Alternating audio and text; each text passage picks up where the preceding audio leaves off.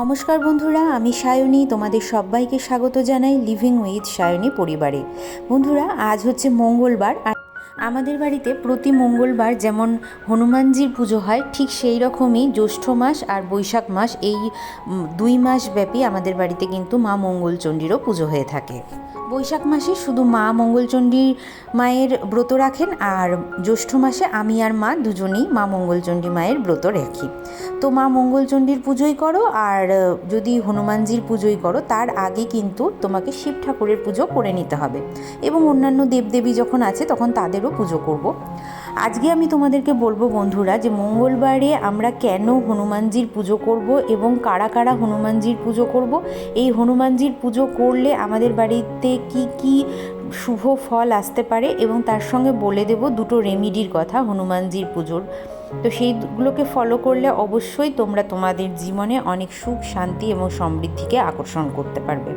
প্রথম কথা বলি যে হনুমানজির পুজো তো আমরা সবাই করে থাকি, তবে যারা আমরা মঙ্গলবারের জাতক জাতিকা আছি, যেমন আমার জন্মই মঙ্গলবারে, তো আমি যেমন প্রচণ্ডভাবে হনুমানজিকে মেনে থাকি, তো তোমরাও যারা মঙ্গলবারের জাতক জাতিকা আছো অবশ্যই কিন্তু হনুমানজিকে মানার চেষ্টা করো। আর শুধু মঙ্গলবারই না, প্রতিদিনই তোমরা হনুমানজির পুজো করো, হনুমানজিকে তোমাদের জীবনের সমস্যার কথা বলো, এবং অবশ্যই আমি একটু বলবো যে সময় করে দিনের মধ্যে যে কোনো সময়ে তোমরা হনুমানজির চালিসাটা পাঠ করো। কিছুদিন আগে আমি একটি কমেন্ট পাই, আমার পরিবারেরই একজন দিদিভাই আমাকে কমেন্টটা করেন যে বোন, আমার জীবনে আমি কখনোই সুখ, শান্তি, সমৃদ্ধি পেলাম না, এবং কবে যে আমার জীবনে একটা সুদিন আসবে সেই দিনটার অপেক্ষাতেই এখনও আছি, কিন্তু আমি সেই সুদিনটা এখনও উপলব্ধি করতে পারিনি। তো দেখো, আমরা মানি কিংবা না মানি, আমি এইটুকুন বলবো যে অনেকেরই ক্ষেত্রে কি হয় যে নজর দোষ থাকে। তোমার আশেপাশের যে সমস্ত মানুষরা থাকেন বা তোমার যারা আত্মীয় স্বজন, তাদের ক্ষেত্রেই কিন্তু সবথেকে বেশি দেখা যায় যে তোমার উপরে নজর দোষটা পড়ছে, বা হয়তো এরকম দেখা যায় যে কেউ তোমার কোনো ক্ষতি করার চেষ্টা করছে।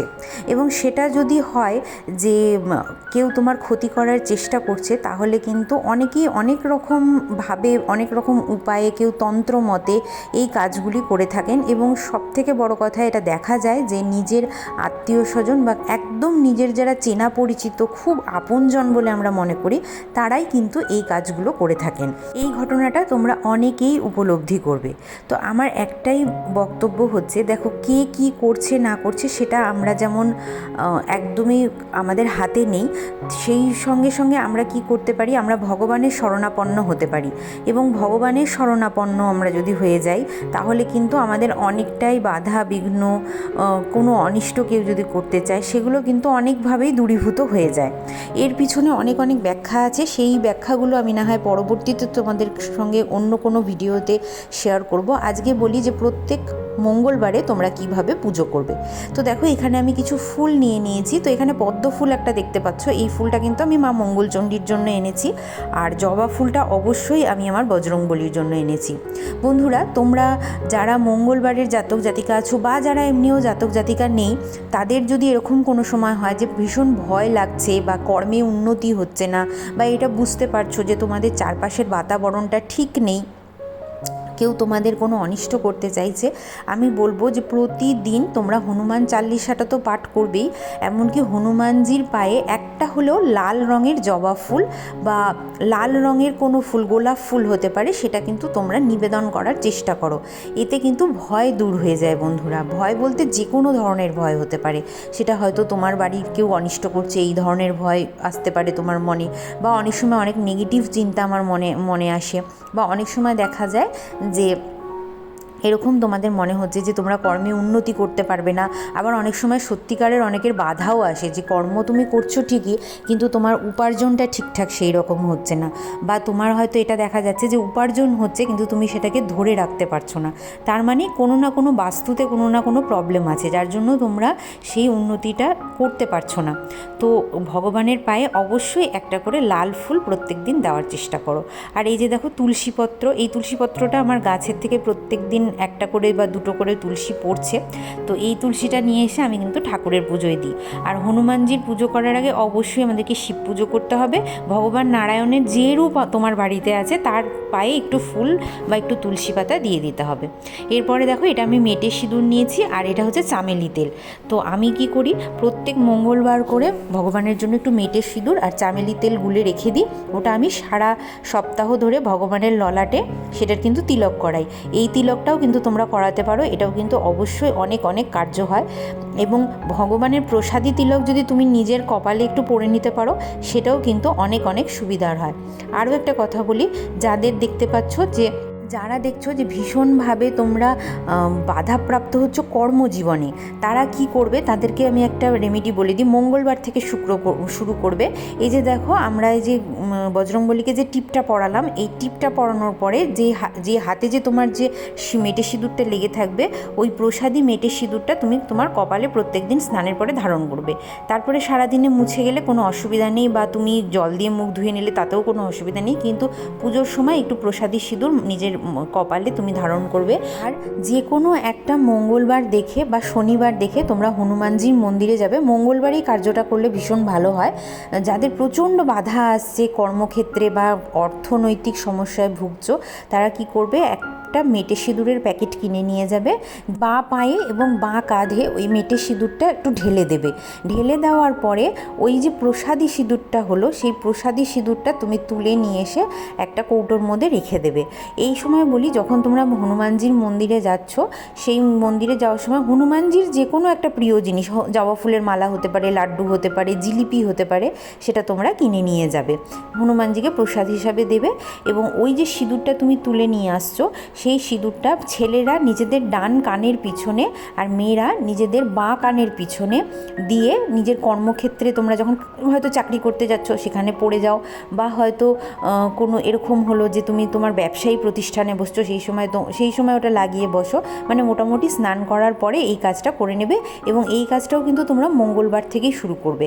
আর যে রেমেডিটা বললাম সেটা কিন্তু তোমরা মঙ্গলবার দিন সন্ধেবেলায় যে কোনো হনুমানজির মন্দিরে যেয়ে করতে পারো, বা শনিবার দিন হনুমানজির মন্দিরে যেয়ে করতে পারো, তবে সন্ধেবেলার দিকে করবে।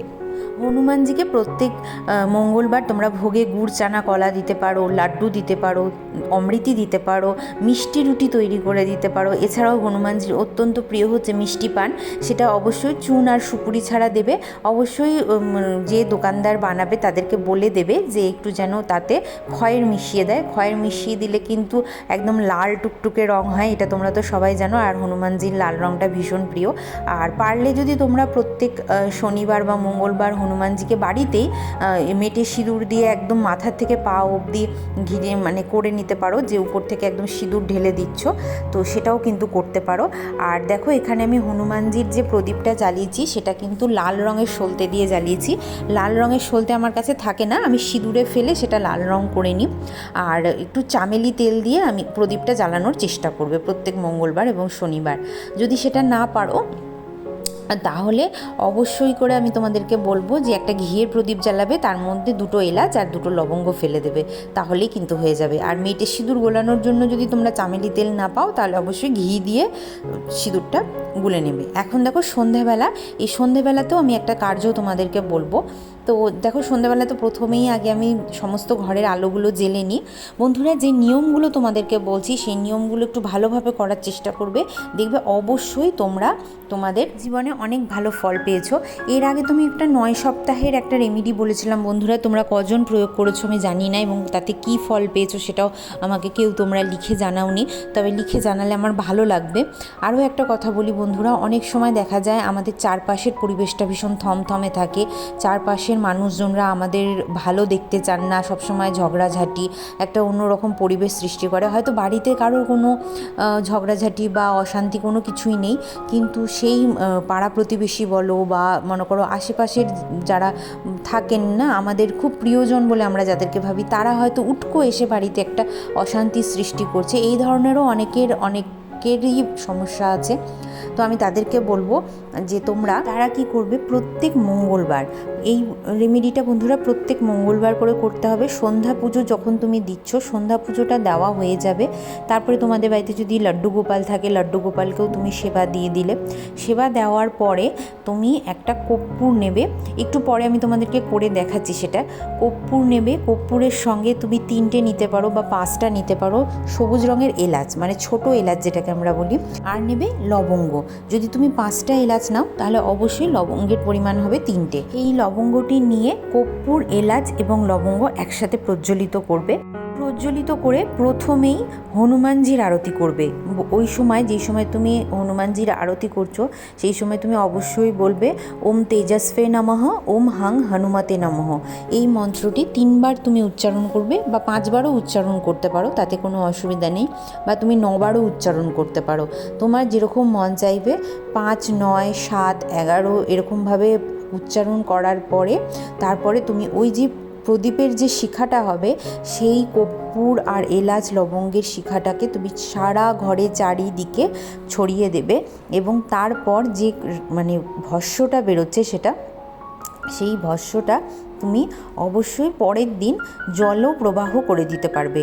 জলপ্রবাহ মানে তোমাকে কোনো ট্যাপের তলায় দাঁড়িয়ে সেইটার প্রবাহ করে দিলে, বা এরকম হতে পারে যে তুমি কোনো গাছের তলায় দিয়ে দিতে পারে, করলে কিন্তু বাড়ির থেকে বের করবে না, বাড়ির মধ্যেই ওটা করবে।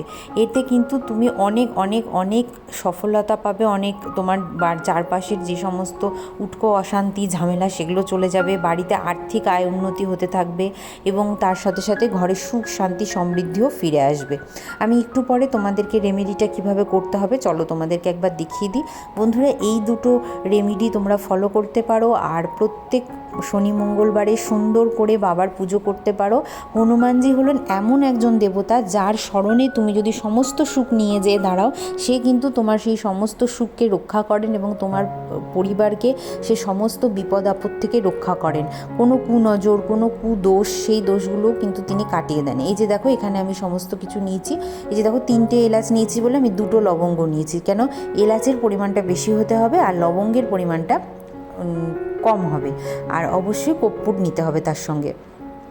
তো এই জিনিসগুলো তো আমরা সবাই জানি। আর হনুমানজি হচ্ছেন এমনই একজন যে ভূত পিশাচ সমস্ত কিছুকেই তোমার কাছে আসতে দেয় না, সমস্ত রোগকে নিরাময় করেন এবং সমস্ত সংকটকে মোচন করে দেন। সেই জন্যই তো তার নাম সংকট মোচন, তাই না?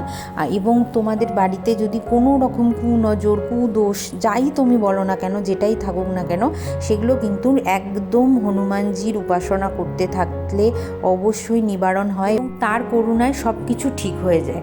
তো চলো বন্ধুরা, এই ধরনেরই সুন্দর সুন্দর রেমেডি বা ব্লগ পাওয়ার জন্য অবশ্যই আমার চ্যানেলটাকে তোমরা সাবস্ক্রাইব করে রাখতে পারো। আজকের ভিডিওটা যদি তোমাদের ভালো লাগে, যদি তোমাদের উপকারে লাগে, অবশ্যই নিজের ফ্রেন্ডস অ্যান্ড ফ্যামিলির মধ্যে সেটাকে ছড়িয়ে দিতে পারো। চলো, তোমরা সবাই খুব ভালো থেকো, সুস্থ থেকো।